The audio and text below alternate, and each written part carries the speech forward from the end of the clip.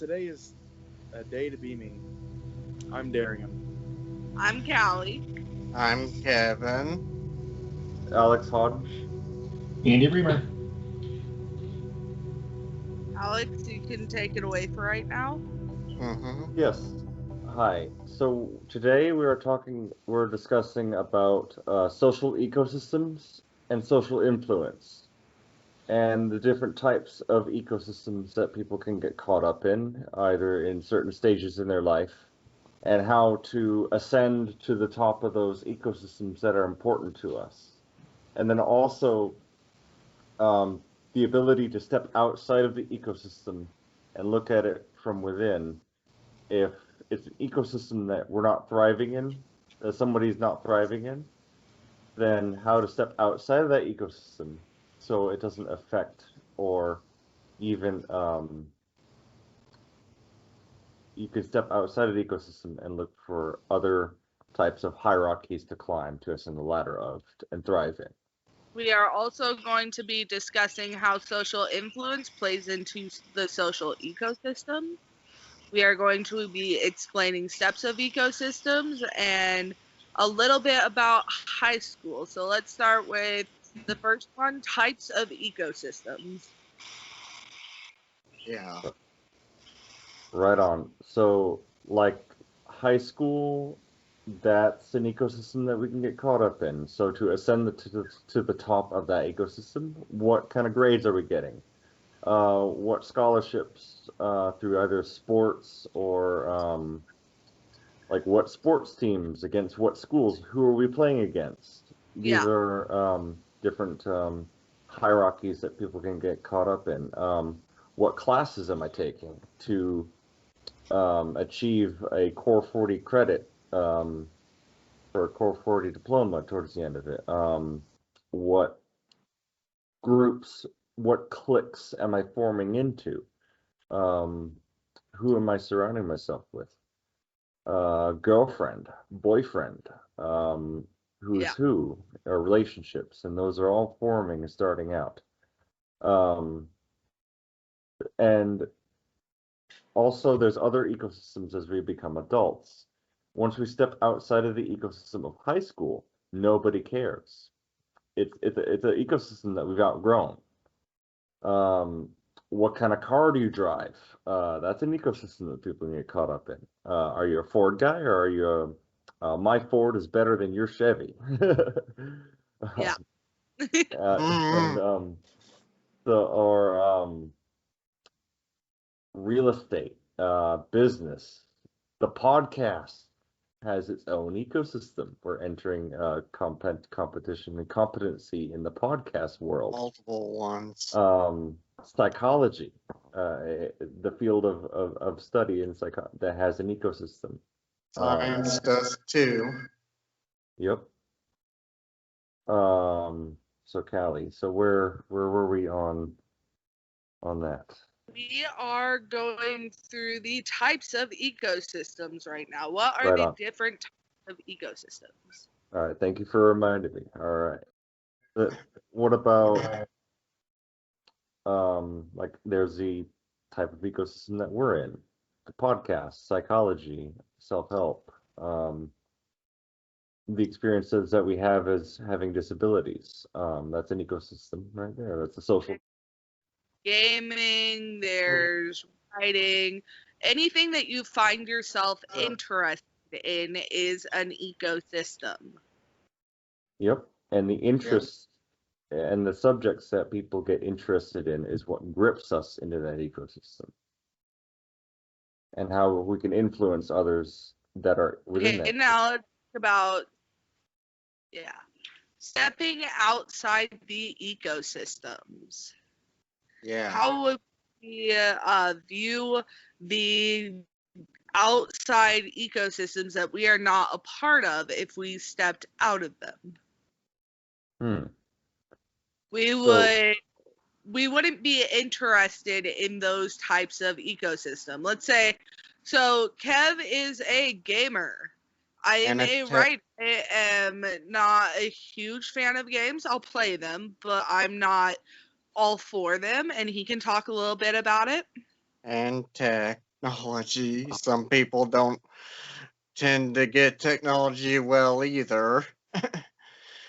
Yeah, That so too. when you are outside of an ecosystem, that ecosystem doesn't matter to you.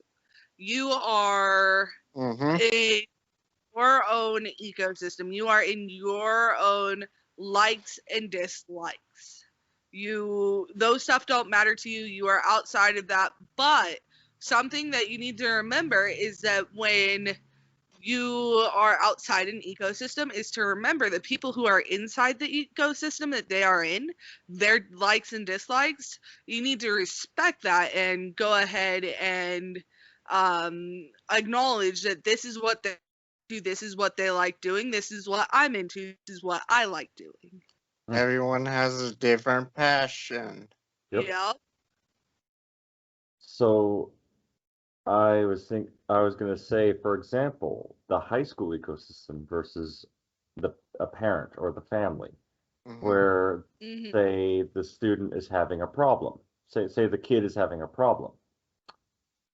That kid, that high school or middle school situation that they're in, either it be a problem that they're having, that's their world. That's all they know. That's what they know. As an adult, we may be outside of that ecosystem, but we need to also respect and pay attention and have our be attentive to understanding that that's their world. And there's good news to that and bad news to that. The bad news is that if the kid's getting bullied, we got to understand that people can be mean. There is malevolence. A life is suffering in it, but it's tainted by malevolence. I'm quoting Jordan Peterson. Absolutely. The good news is that ecosystem is not life. So when the kid grows up, he's going to find out that looking back at that, those little problems that he was having in high school were lessons to be learned. And I think as a parent, looking into that kid, you could probably get some of them are probably going to be thinking, why the heck is he having this? Like, how is this even a problem for him?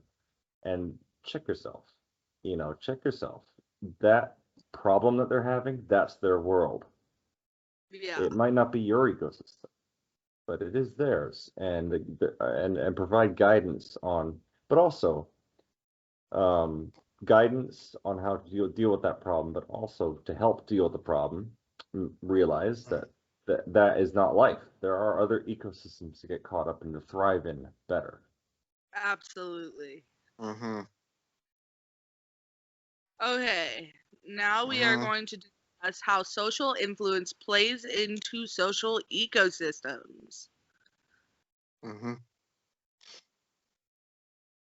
Alex. Yes. So Yep. as we're in an ecosystem, say like at my job, the working class ecosystem, we're trying to ascend the ladder, get the next raise, or perform the best that we can at our job with what we have and what we've been trained with. Ask questions and be able to ascend the ladder of that ecosystem, but also having influence to train and bring others up in that ecosystem. So being able Newcomers. to, yeah, well, not only that, but also to be able to train the new guys and break them into the ecosystem on how to perform their jobs. Better work experience. Yep. And to give them that experience. And there's real hope in that because I job searched for 3 years back when I first started, and a lot of it was because I was inexperienced. Well, where are we going to start? So whenever we get a new guy that's gets into Menards, I understand that that's where social influence grows. The more experience that you get, and it's all interconnected. We got to bring each other up. So instead of trying to outcompete the new guy, break him in, train him, get him up to speed, and put the ego in check, and get them up to speed as a team. That's where your social influence will start to grow. You'll start to have some gravitas, and it's very respectable as well. And sometimes you make new friends. You're not outclassing the little guy. No, you're bringing them up to speed, and by doing that, you're also bringing your team, the people who are on the same level as you are, up to speed on how to bring a team up. There's leadership. It comes from a leadership perspective, and you start to learn that's how to be a more effective leader. But not only that, but not even a leader, even a follower. Like, May I say something? Yes. Yeah. Oh, so another thing is social influence definitely is related to social ecosystems in the fact that people who like something, it's tailored by influence of others. If they grow up in a country area, they are going to be more likely into country things. If they are grown up in a gaming, like their family is big on games, or like my family, big on Harry Potter. I grew up big on Harry Potter, so I am big on Harry Potter. Your social influence, what you were brought up to know, is also tailored to the social ecosystems that you are in. Yeah, like my dad was a hoarder. Mm-hmm. So Kevin, are you a little bit of a collector as well? Yeah, my dad was a hoarder. Right. But in doing so, but you probably have some good collections yourself, but as collectors. Yeah, everything from cards to games, technology, tons of stuff to sort through. Hey Kev, you're getting a lot of feedback on your gear, bud.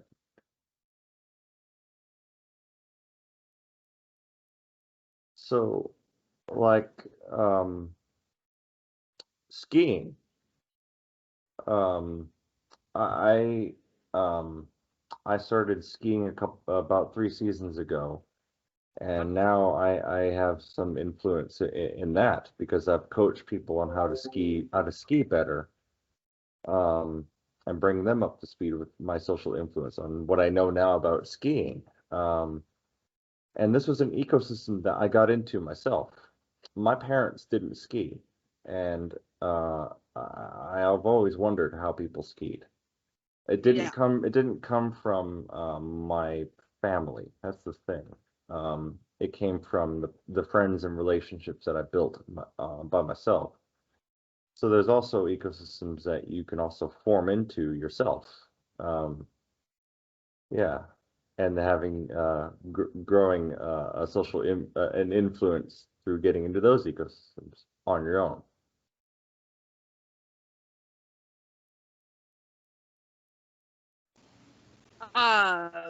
Andy, is there anything you would like to add? Sure. So, can you guys hear me okay? Yes. Yes. Yeah. All right.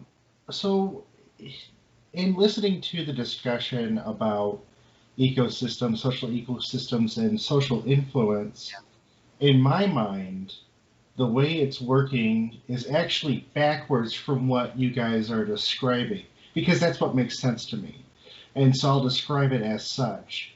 The social influence is not necessarily just what we give to other people, but what we take from other people in order to navigate our social environment, our ecosystems, as has been described. And in doing so, it's important to understand that we learn not only where we fit in the environment, but we also see exactly, well, or maybe not even exactly, but we see a path set out for us that we would like to walk. We would like to see ourselves go down. And going back to the beginning of the discussion, where Alex said that we should, we're aiming to the top of these ecosystems and these social ladders. I think it should be more of the top of where we would like to see ourselves. Because how many times have you said to yourself, I'm going to get straight A's, and then you don't? And then when you don't, you feel defeated. You know, it should be more of where do I see myself fitting into this social environment for the time that I am in it? Because it's absolutely true. These environments change constantly. We are in and out of them nearly constantly. The example of high school, that's only 4 years. And if, we are all human beings, we all have the chance to live between 80 and 100 years. Yeah. So 4 years out of that really doesn't make much of a difference. But what we do with our time during, being involved in that ecosystem and that social setting will help develop a pattern for the rest of our movement through other social settings. And it sets a blueprint for how we obtain and achieve. Because if you are aiming for middle of the ladder at all times, that's what you should land at. But I think it's important to know that the social influence that we get from others is going to hopefully change a mindset.